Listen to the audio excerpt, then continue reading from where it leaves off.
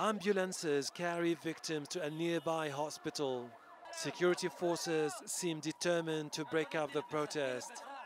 And reinforcements have been brought in at the Ministry of Interior, where the Houthis have set up another protest camp. Tribal leaders and Western ambassadors are pushing for dialogue, but the violence on the streets of the capital raised fears of widespread fighting across the country. Hashim Al-Barra, Al Jazeera, Sana'a.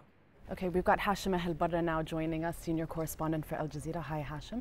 We wanted to talk a bit about your experience in Yemen. What can you tell us about the journalism experience that you've had in Yemen based on the other countries that you've worked from? To be honest with you, I've worked in many places, in Iraq, in Afghanistan, in the US, in Sub-Saharan Africa, North Africa, but I've spent almost 10 years working in Yemen. I feel like Yemen has become my second home. The risk is really high.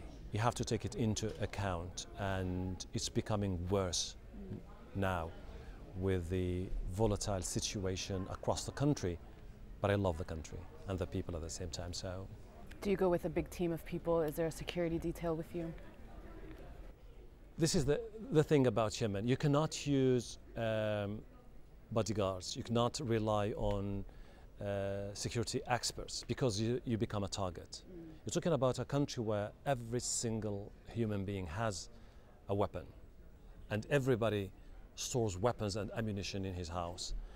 And what you do is you have to learn how to blend in with the population, win their trust, talk to them, ask the people on the ground about. It's a fast-moving situation in that country, so you have to keep asking about whether that area is safe or not, and you have to have plan A and plan B. You have to be prepared from all angles. Very much so. So you've covered a lot of the conflict in Yemen. What was your favorite story that you've done from the country? I remember in 2012 the army launched a massive military operation against Al-Qaeda in Zinjibar, in Abiyan, that's in the south of the country. We wanted to be there to cover the story. Colonel Mansour Al-Amrani is the commander of a brigade stationed in Maraqid in Zinjibar.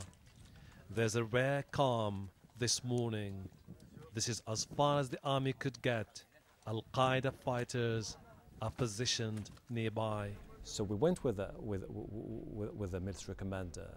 So I was shooting some segments and a pistol camera, but I didn't realize that by mistake the commander took us to an area which was about 100 meters from Al-Qaeda fighters, and then they started shooting at us.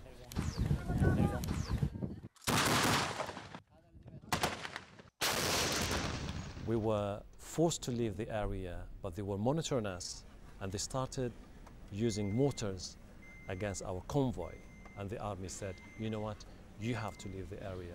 This is not a good sign.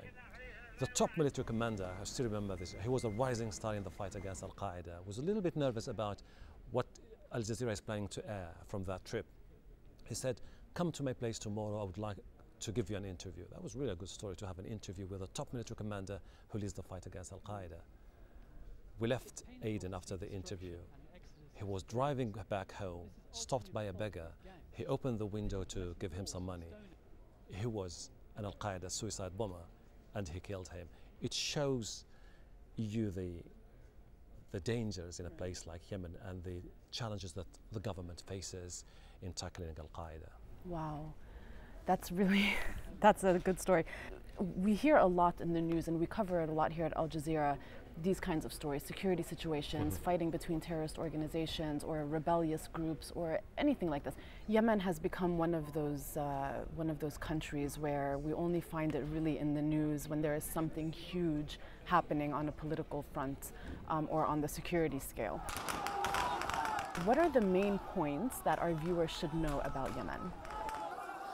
If the crisis continues in Yemen, it could easily disintegrate. If it disintegrates, Al-Qaeda will take over the south.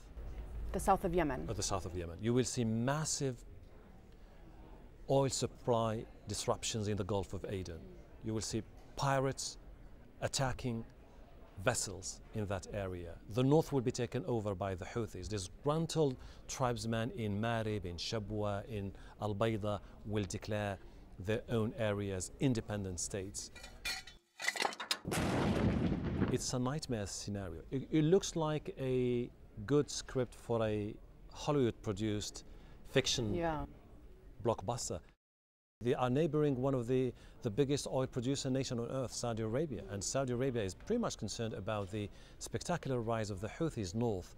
And Al-Qaeda has vowed to stage attacks to make Yemen a platform to launch attacks against the region and the world. This is a very delicate situation. And this is something that is closely monitored by the world, because they know that if Yemen disintegrates, it's just going to be a nightmare scenario for the world. Is there a happy story that can come out of Yemen? Is there anything that can put a smile on people's face? Is there something that the country can look forward to? You know, Yemen is a country that evokes great memories. And Yemen is a place that was a flourishing dynasty under two women, Queen of Sheba and Queen Arwa. But then Yemen is one of the most conservative societies in the world where women are discriminated against. However, after 2011, I was there when the pro-democracy movement started against three decades of rule by former President Ali Abdullah Saleh.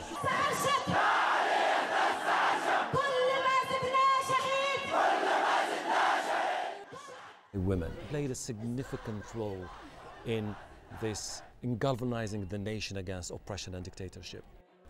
I think in 2 years from now, you will see women playing key positions in the new Yemen if they manage to navigate through this tumultuous period where they just need to come together, form a government of national unity, draft a constitution, and then call for new elections.